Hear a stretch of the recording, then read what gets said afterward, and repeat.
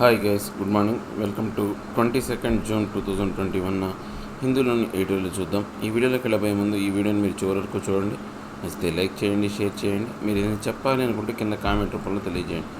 ఇంకా సబ్స్క్రైబ్ అవ్వడం ఎవరైనా ఉంటే సబ్స్క్రైబ్ అవ్వండి. దాంతోపాటు డిస్క్రిప్షన్లో టెలిగ్రామ్ ఛానల్ ఇస్తున్నానండి. దాంట్లో జాయిన్ అవ్వడం వల్ల మీరు ముందే ఈ యొక్క హిందీ పేపర్ కావచ్చు, వొకాబులరీ వర్డ్స్ అనేవి పొందొచ్చు అనమాట. ఇక ఫస్ట్ ఆర్టికల్ వచ్చేసి ఏ టైమ్ టు గివ్, అంటే ఒక అవకాశం, ఒక సమయం వచ్చిందనమాట, ఇవ్వడానికి ఒక సమయం వచ్చింది అని చెప్తున్నాను అనమాట. Families who last bread winners in COVID-19 need supportive policies and A safety net. అంటే ఫ్యామిలీస్ ఎవరైతే బ్రెడ్ విన్నర్స్ని కోల్పోయారో ఈ కోవిడ్-19 కారణంగా, బ్రెడ్ విన్నర్స్ ఎవరంటే తల్లిదండ్రులు అనమాట. ఎవరైనా కానీ ఒక కుటుంబానికి బ్రెడ్ విన్నర్స్ అంటే ఆహారాన్ని తీసుకొచ్చే వాళ్ళు ఎవరైతే ఉంటారో వాళ్ళు తల్లిదండ్రులు అయి ఉంటారు. సో అలా అంటే ఎవరైతే జీవనాధారం, ఇప్పుడు పిల్లలు ఉన్నారనుకోండి, ఒకళ్ళ మీద ఆధారపడి బతుకుతారు.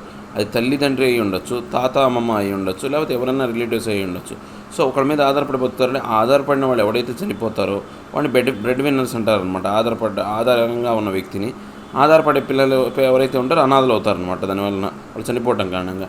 అలాంటి వాళ్ళకి సపోర్టివ్ పాలసీస్ తీసుకురావాలంటే బ్రెడ్ విన్నర్స్ కోల్పోయినటువంటి అనాథలుగా మారిన వాళ్ళకి సరిపోయే కొత్త వివిధ పాలసీస్ తీసుకురావాలి. వాళ్ళని రక్షణాత్మక వలయంలో, సేఫ్టీ నెట్లో వాళ్ళని ఉంచాలి. లేకపోతే వాళ్ళు చనిపోవచ్చు, లేకపోతే సంఘ విద్రోహ శక్తులుగా మారవచ్చు. రకరకాల సమస్యలు అనేవి తలెత్తాయి అనమాట.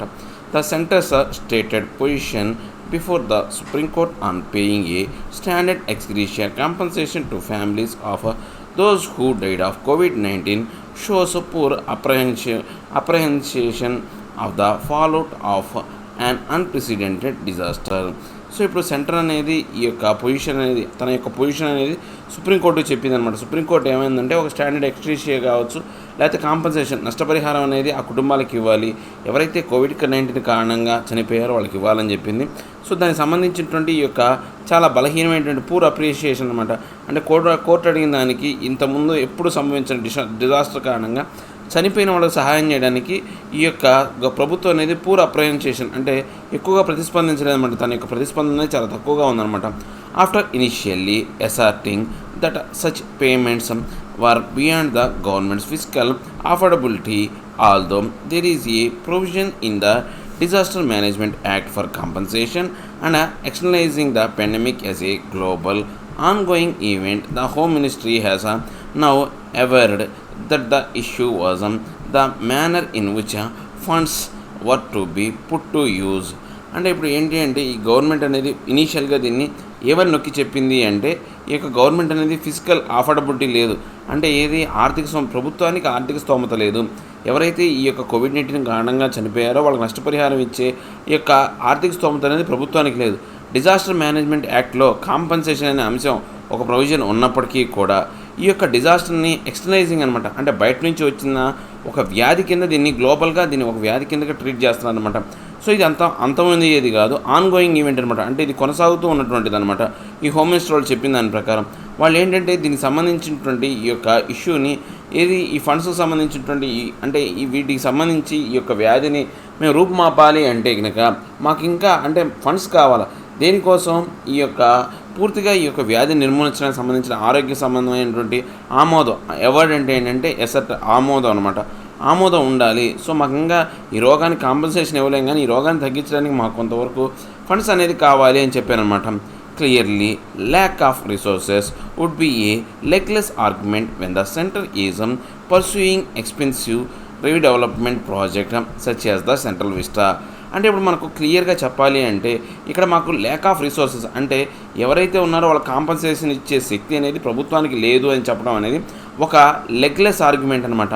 అంటే నిజం లేని, అంటే ఒక అబద్ధమైనటువంటి ఆర్గ్యుమెంట్. లెగ్లెస్ అంటే బలం లేని అనమాట, ఒక ఆర్గ్యుమెంట్ అనమాట. ఎందుకని కేంద్ర ప్రభుత్వం అనేది రీడెవలప్మెంట్ కింద సెంట్రల్ విస్టా ప్రాజెక్ట్ అనేది చాలా వేల కోట్ల దగ్గర అంటే 10,000 నుంచి లెక్కేసుకుంటే 50,000 కోట్ల దాకా ఖర్చు అయ్యి ఈ సెంట్రల్ విస్టా లాంటి ఖరీదైన ప్రాజెక్టులు పెట్టుకున్నప్పుడు ఇలాంటి వాళ్ళకి సహాయం చేయడానికి డబ్బులు లేవు అంటాం అనేది ఒక అంటే బలం లేని ఒక ఏదైతే ఉందో చర్చ అనమాట.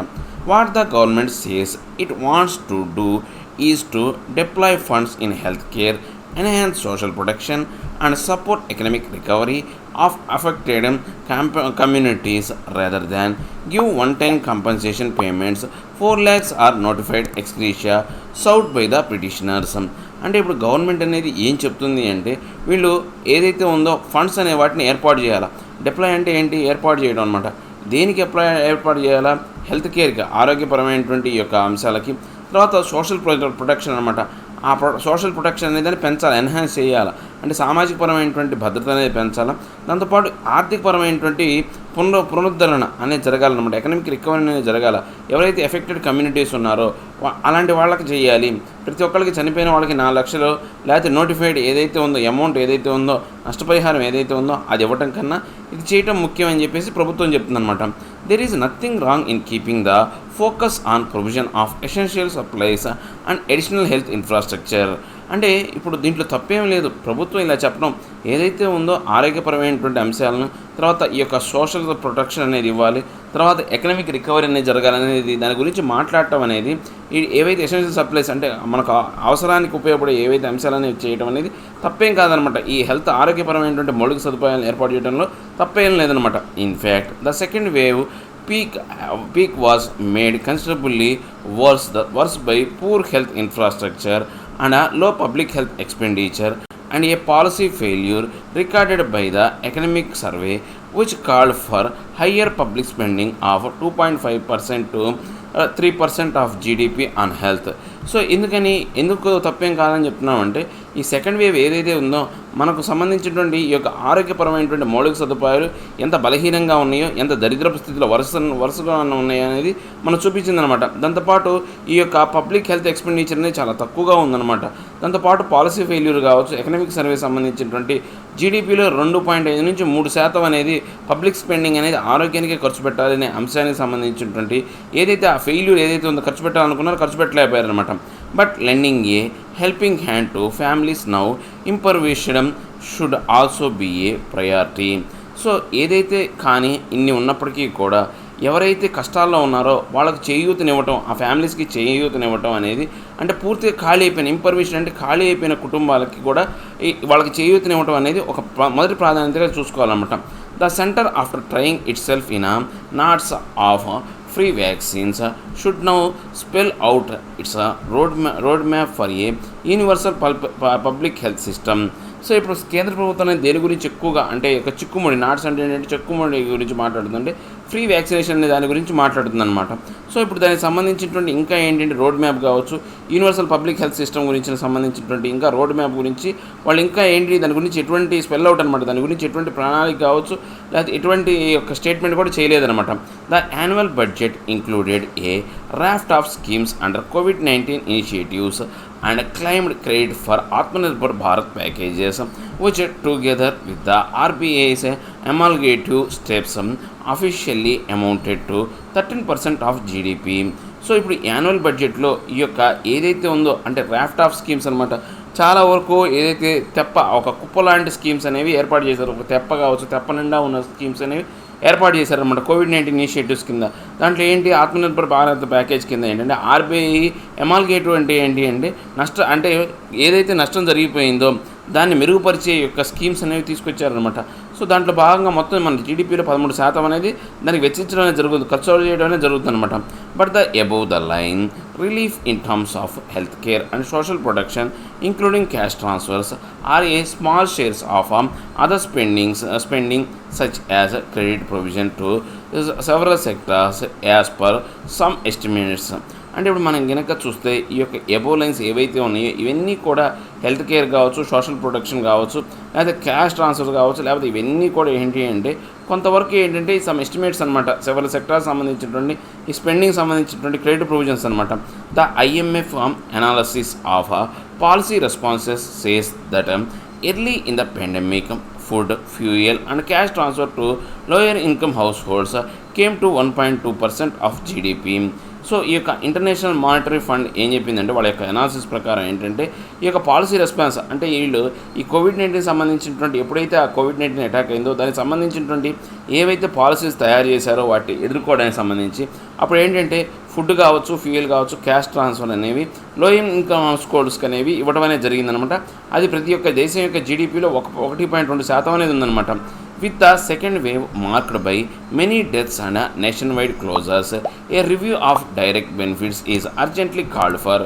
సో ఇప్పుడు మనకి ఈ సెకండ్ వేవ్ కారణంగా ఏంటంటే చాలా వరకు మరణాలు అనేవి సంభవించినాయి. నేషన్ వైడ్గా ఈ యొక్క చాలా వరకు మనకు అన్నీ మూతపడ్డాయి అనమాట, క్లోజర్స్ అనేవి జరిగిందనమాట. సో దీనికి సంబంధించి డైరెక్ట్ బెనిఫిట్స్ అనేవి అర్జెంటుగా ఇవ్వటం అనేది దానికి సంబంధించినటువంటి రివ్యూ అనేది జరగాలన్నమాట, పరిశీలన అనేది జరగాలన్నమాట.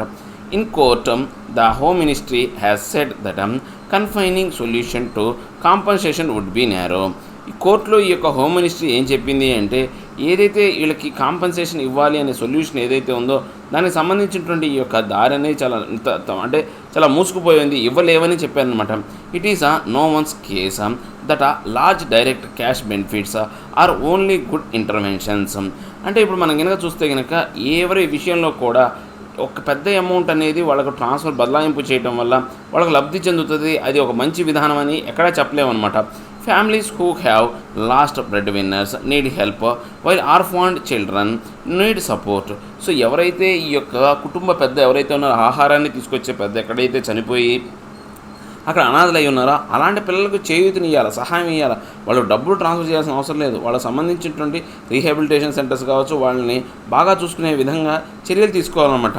It also does not help that India's pension system is weakening. Bank deposits have low yields and official policy expects some people to essentially fend for themselves. అంటే ఇప్పుడు మనకు దీని ప్రతి ఏంటంటే ఇండియాకు సంబంధించినటువంటి పెన్షన్ సిస్టమ్ వీక్గానే ఉందనో, లేకపోతే బ్యాంక్ డిపాజిట్స్ అనేవి చాలా తక్కువ ఏదైతే ఆఫర్ని ఇస్తాయనో, తక్కువగా సంబంధించినటువంటి ఈ యొక్క రెస్పాన్స్ అనేది ఇస్తాయనో, లేకపోతే ఈ యొక్క ప్రభుత్వం అనేది ఏదైతే ఎసెన్షియల్స్ అనేవి ఏదైతే పాలసీ ఎక్స్పర్ట్స్ కింద, అఫీషియల్ పాలసీ ఎక్స్పర్ట్స్ కింద ఇవ్వటాన్ని ఫెండ్ అంటే తప్పించుకుంటుంది అనమాట. ఏది తప్పించుకుంటుందో అనే అంశం గురించి మాత్రం ఇక్కడ ప్రస్తావన లేదనమాట. The centre should not hesitate to review it's tax basket to rely more on the wealthiest to compensate those who have been hit the hardest. So ఇప్పుడు కేంద్ర ప్రభుత్వం అనేది అయిష్టత అనేది వ్యక్తపరచకూడదు అనమాట. ఏదైతే ఈ యొక్క కొంతమంది వెల్దియెస్ట్ పర్సన్స్కి కాంపెన్సేషన్ అనేది ఇస్తుందన్నమాట. ఎవరైతే ఈ యొక్క కోవిడ్-19 కారణంగా ఏదైతే ఈ యొక్క టాస్క్ బాస్కెట్ అంతా కూడా ఆ యొక్క వెల్దియర్ పర్సన్ మీద ఆధారపడిందనమాట. వాళ్ళు ఈ యొక్క కోవిడ్-19 కారణంగా చాలా ఇబ్బందుల్లో ఉన్నారన్నమాట, హార్డెస్ట్ హిట్లో ఉన్నారనమాట. వాళ్ళకి ఇవ్వడానికి ఇష్టపడుతుంది కానీ ఇలాంటి వాటికి ఇవ్వడానికి మాత్రం ఇష్టపడట్లేదు అనమాట. సో అలాంటి విధానం అనేది సరైనది కాదని చెప్తాను. ఏం లేదండి, కోవిడ్-19 కారణంగా ఎవరైతే ఇంటి పెద్ద చనిపోయాడో, తల్లిదండ్రులు చనిపోయారో, ఆ తల్లిదండ్రులు చనిపోతే ఆ పిల్లలకు ఆహారం తెచ్చిపెట్టేవాళ్ళు లేరు. సో అలాంటి వాళ్ళని బ్రెడ్ విన్నర్స్ అంటారనమాట. ఎవరైతే చనిపోయారో వాళ్ళకి సరైనటువంటి అంటే నష్టపరిహారం ఇవ్వాలని అడుగుతున్నా, నష్టపరిహారం కాకుండా వాళ్ళకి సరైనటువంటి ఆధారం అనేది రాబోయే కాలంలో వాళ్ళని సరిగా చూసుకోవడానికి సరైనటువంటి పాలసీ అనేది తీసుకురావాలి. అంటే ప్రభుత్వం అన్ని రకాల వర్గాల వాళ్ళకి సహాయం చేయాలి, అంతేగాని ధనికులకు సహాయం చేసి పేదలు వదిలేయడం అనేది సరైనటువంటి విధానం కాదు అని చెప్తున్నారు అనమాట. నెక్స్ట్ ఏ పర్పిట్యుయల్ వార్. అంటే ఏ పర్పిట్యుయల్ వార్ అంటే నిరంతరాయంగా, పర్పిట్యుయల్ అంటే ఏంటంటే నిరంతరాయంగా కొనసాగుతున్నటువంటి యుద్ధం అనమాట. US should have backed Afghan government more instead of pushing hard to engage the Taliban. అంటే ఇప్పుడు యుఎస్ ప్రభుత్వం ఏం చేస్తుందంటే ఈ యొక్క ఆఫ్ఘన్ ప్రభుత్వాన్ని ఎక్కువగా తాలిబాన్ల సహాయం, అంటే తాలిబాన్లతో మీరు పొత్తు కుదుర్చుకోండి, తాలిబాన్లతో సయోధ్య కుదుర్చుకోండి అనే విషయాన్ని మాట్లాడుతుందన్నమాట. దానికి బదులుగా ఆఫ్ఘన్ ప్రభుత్వానికి అండగా ఉంటే బాగుంటుంది అని చెప్తున్నారనమాట. The dilemmas of ending the US for ever war appeared to fall heavily upon the shoulders of President Joe Biden, who is now helming his country's rush for exit before the self-imposed deadline of September 11, 2021, the 20-year anniversary of the WTC terror attacks. అంటే ఇప్పుడు ఏంటి అంటే ఒక dilemma, అనిశ్చితి అనేది ఏర్పడిందనమాట. ఏది US అనేది తన యొక్క ఫర్ ఎవర్ అంటే ఎప్పటికీ అంతం కాని యుద్ధం ఏదైతే ఉందో దానికి సంబంధించినటువంటి ఈ యొక్క దాన్ని బయటికి రావాలనుకుంటుంది అనమాట. ఆ భారం అంతా ఎవరి భుజాల మీద పడిందంటే ప్రెసిడెంట్ జియో బైడెన్ భుజాల మీద పడిందనమాట.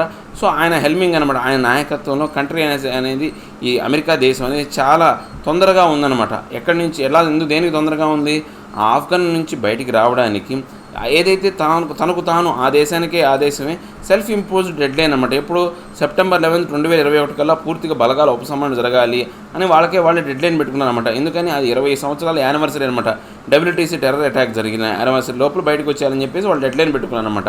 While he clearly signalled his intention to remain engaged with the war torn country by meeting in the first instance Afghan's President Ashraf Ghani and Chairman of its High Council for National Reconciliation Abdullah at the White House this week. The US troop withdrawal since May 1st, 2021 in a sense signals the opposite intention. అంటే ఇప్పుడు మనకు వీళ్ళు చూస్తే కనుక ఆయన ఏమి cycle చేస్తున్నారంటే ఆయన ఇంటెన్షన్ అనేది ఇప్పటికీ కూడా యుద్ధంతో నిండిపోయినటువంటి ఆ దేశంతో ఆయన యొక్క ఎంగేజ్మెంట్ అనేది ఏదైతే ఉందో దాంతో ఎప్పుడూ కూడా ఇంటరాక్షన్ అనేది ఉండాలనుకుంటున్నాడు. ఎలా ఉండాలనుకుంటున్నాడు? మీటింగ్ రూపంలో ఉండాలనుకుంటున్నాడు. అలాంటి దానికి మనకు ఏదైతే ఉందో గుర్తుగా ఫస్ట్ ఇన్స్టాన్స్ కింద ఈ యొక్క ఆఫ్ఘన్ ప్రెసిడెంట్ అయినటువంటి అష్రఫ్ ఘనీతో, తర్వాత chairman of it's high council national reconciliation సంబంధించిన అబ్దుల్లాతో ఆయన ఏంటంటే వైట్ హౌస్లో ఈ వారంలోనే మీటింగ్ పెట్టాడనమాట. సో ఈ యొక్క మే 1వ తారీఖు 2021 నుంచి కూడా వాళ్ళకి సంబంధించిన బలగాల ఉపసంహరణ అనేది జరుగుతుందన్నమాట. సో ఇప్పుడు అక్కడేమో ఉపసంహరణ జరుగుతుంది, ఇక్కడేమో చర్చ జరుగుతున్నాయి. ఈ రెండు అనేది విరుద్ధంగా ఉన్నాయండి, ఆపోజిట్గా ఉన్నాయన్నమాట ఇంటెన్షన్ అనేది. There is no mistaking the Taliban's reaction, especially to Washington's plan to wind down its Afghan military presence. అంటే ఇప్పుడు మనం కనుక చూస్తే ఈ యొక్క తప్పటాల్సిన అంశమే లేదనమాట.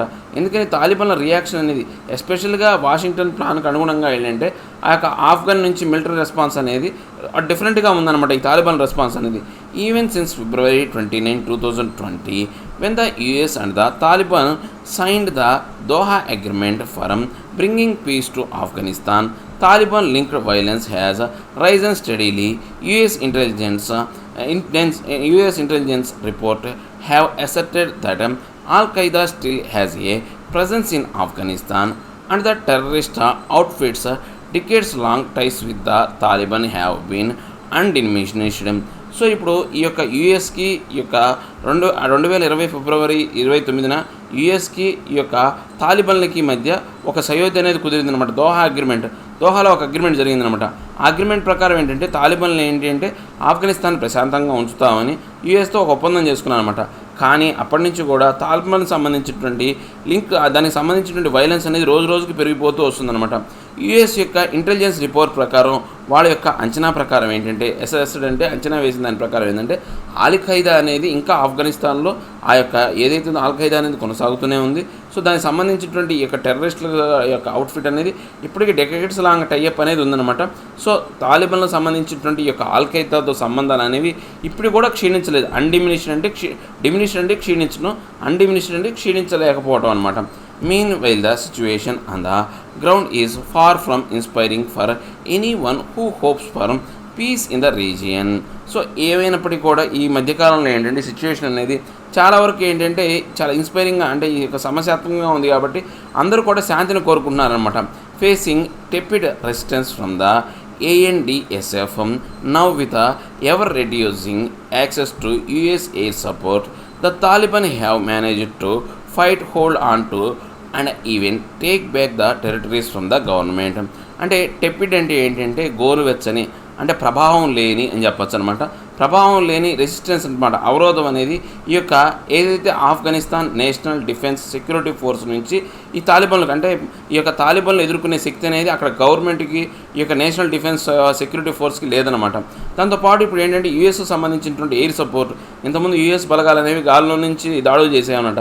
ఆ ఎయిర్ సపోర్ట్ కూడా పోయిందనుకోండి, ఆ యొక్క తాలిబాన్లు అనేవాళ్ళు పూర్తిగా అక్కడ మొత్తం మేనేజ్ చేయగలరు అనమాట, అక్కడ యుద్ధం చేయగలరు. గవర్నమెంట్కి సంబంధించినటువంటి ఇప్పటి వరకు గవర్నమెంట్ హ్యాండ్ఓవర్లో ఉన్నటువంటి భూభాగాల్ని తిరిగి వాళ్ళు కైవసం చేసుకోగలరు అనమాట. This reality begs the question of what new vortexes of violence, terrorist havens and other sources of regional instability Afghanistan might play host to now, and whether the US and Western powers will retain enough influence to prevent events in this regard from spiraling out of control. అంటే ఇప్పుడు మనకు reality ప్రకారం నిజంగా చెప్పాలి అంటే అక్కడ ఉన్న పరిస్థితులు అనేవి చాలా దారుణంగా ఉన్నాయంట. అడుక్కు తినేంత భయంకర బెక్స్ అనమాట. అంటే అక్కడ ఉన్న పరిస్థితులు ఎలాంటి పరిస్థితుల్ని చూపిస్తున్నాయి అంటే ఎలాంటి ప్రభావాన్ని చూపిస్తున్నాయి అంటే ఈ యొక్క సుడిగుండం వర్టెక్సెస్ అంటే సుడిగుండాలన్నమాట. ఈ సుడిగుండాలకు సంబంధించిన వైలెన్స్ అనేది ఈ యొక్క టెర్రరిస్ట్ హెవెన్ కంట్రీ అనమాట. అంటే టెర్రరిస్టులకు బాగా స్వర్గధామమైనటువంటి ఈ దేశంలో వాళ్ళకి ఈ యొక్క ఏదైతే రీజనల్ ఇనేబిలిటీ అనమాట, ఇన్స్టెబిలిటీ అనేది ఆఫ్ఘనిస్తాన్లో ఉంది. అక్కడ ప్రాంతీయంగా అక్కడ ఉన్నటువంటి ప్రభుత్వం అనేది బలహీనంగా ఉందన్నమాట. సో అది ఎలాంటి వాళ్ళకి ఆతిథ్యం ఇస్తుందో మనకి ఇప్పుడు చెప్పలేమన్నమాట. అలా ఉన్నప్పటికీ యూఎస్ అనేది ఇప్పుడు బలగాలు ఉపసంహరించుకుంటుంది, లేదా యూఎస్ కావచ్చు ఈ వెస్ట్రన్ పవర్స్ అనేవి వాళ్ళ యొక్క ప్రభావాన్ని అలాగే పట్టి ఉంచుతాయా ఏమేంటి ఈ యొక్క కంట్రోల్ అంటే ఈ పూర్తిగా కంట్రోల్ అనేది ప్రభుత్వం చేతుల్లో నుంచి తాలిబాన్ల చేతుల్లోనికి స్పైరలింగ్ అవుట్ అనమాట. ప్రభావం పోకుండా బయటికి పోకుండా కంట్రోల్ చేసేంత విధంగా వాళ్ళ యొక్క ఇన్ఫ్లుయెన్స్ అనేది ఉండదా అని తెలియదు అనమాట. Closer to home, a sense of concern must be pervading South Bloc as the last US troop carriers lift off from Bagram, potentially allowing agents linked to Pakistan military and intelligence establishment a freer hand to engage with extremist elements in Afghan with a possible blowback for India. So ఇప్పుడు మనం కనుక చూస్తే ఏంటి అంటే ఇంకా next ఇంకా ఆ దేశానికి చాలా దగ్గరలో ఏదైతే మన భారతదేశానికి క్లోజర్ టు హోమ్ మన భారతదేశానికి దగ్గరలో కొన్ని ప్రదేశాలు ఉన్నాయన్నమాట. సౌత్ బ్లాక్ అనేది అది లాస్ట్గా యూఎస్ అనేది తన యొక్క బలాలని లాస్ట్గా అక్కడి నుంచి ఉపసంహరించుకుంటుంది అనమాట ఈ బెగ్రామ్ అనేది. సో ఇక్కడ ఏంటంటే పొటెన్షియల్గా ఏంటంటే పాకిస్తాన్ సంబంధించినటువంటి మిలిటరీ ఇంటెలిజెన్స్ ఎస్టాబ్లిష్మెంట్ అనేది చాలా వరకు ఉందన్నమాట. వాళ్ళతో ఫ్రీయర్గా వాళ్ళతో హ్యాండ్ అనేది ఎంగేజ్ అయిందనుకోండి, అక్కడ ఉన్నటువంటి తీవ్రవాదులు ఎక్స్ట్రీమిస్ట్ అంటే ఏంటంటే తీవ్రవాదులు ఎవరైతే ఉన్నారో ఆఫ్ఘన్కి సంబంధించిన వాళ్ళు, అది ఒక పెద్ద దెబ్బ మన భారతదేశానికి కూడా ఒక సమస్యాత్మకంగా మారే అవకాశం ఉందన్నమాట.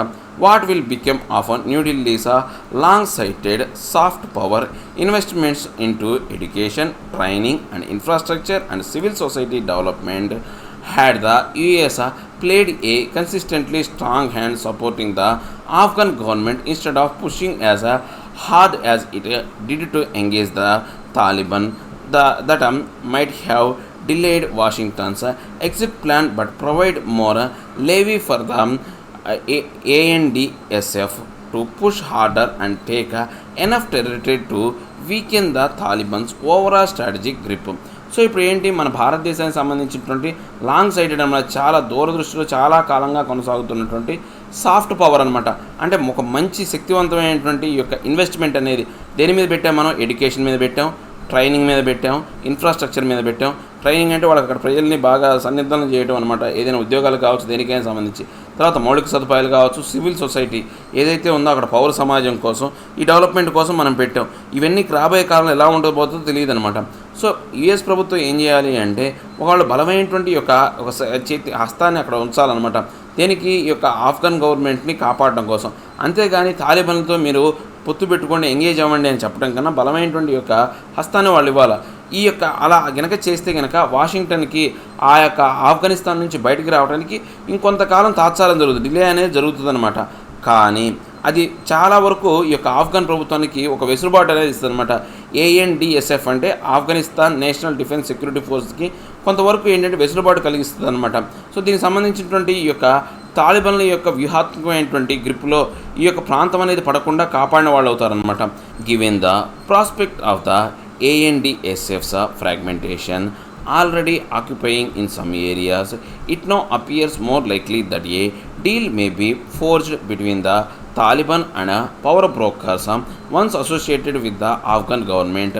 అంటే ఇప్పుడు మనకు ఇది చూస్తే కనుక ఈ యొక్క ANDSF సంబంధించినటువంటి ఈ యొక్క ఫ్రాగ్మెంటేషన్ అంటే భాగాల ముక్కలు అనేవి కొంతవరకు ప్రాస్పెక్ట్ అనేవి అంటే అభివృద్ధి అనేది సాధించినప్పటికీ కూడా ఇక్కడ ఆల్రెడీ కొన్ని ఏరియాస్లో ఏమవుతుంది అంటే ఈ యొక్క అధికారానికి సంబంధించినటువంటి ఈ యొక్క ఏదైతే శక్తి అంటే ఈ యొక్క పంపిణీ అనేది జరిగిందనమాట. తాలిబాన్లకి ఆ పవర్ బ్రోకర్స్కి ఆ ప్రభుత్వానికి ఏదైతే ప్రభుత్వంతో అసోసియేట్ అయినటువంటి ప్రభుత్వానికి ఈ యొక్క పవర్ షేరింగ్ అనేది జరిగిందనమాట, already జరిగిపోయిందనమాట. This could lead to a Taliban-centric religious council that sets an overall tenor of governance based on Islamic law. It permits a semi-autonomous executive governmental power to operate within that framework. So ఇలాంటి అంటే ఈ యొక్క already ఏంటి power sharing అనేది అంటే Afghan government కొంత భూభాగాన్ని తర్వాత తాలిబాన్ ప్రభుత్వం అనేది కొంత భూభాగాన్ని పంచుకున్నారనమాట. సో ఇలాంటి వాటి కారణంగా ఏంటంటే రాబోయే కాలంలో తాలిబాన్ సెంట్రిక్ అనేది, అంటే తాలిబాన్లకి కేంద్రీకృతమైనటువంటి విధానం అనేది, దాంతోపాటు ఏదైతే ఉందో ఈ గవర్నమెంట్ బేస్డ్ ఏదైతే ఉందో ఇస్లామిక్ లా అనేది కాకుండా, గవర్నమెంట్ లా కాకుండా ఇస్లామిక్ చట్టం అనేది ఏదైతే ఉందో సెమీ అటానమస్ అనమాట. అటానమస్ అంటే స్వయం ప్రతిపత్తి, అర్ధ స్వయం ప్రతిపత్తి కలిగినటువంటి ఎగ్జిక్యూటివ్ గవర్నమెంట్ పవర్ అనేది ఏర్పడుతుంది అనమాట.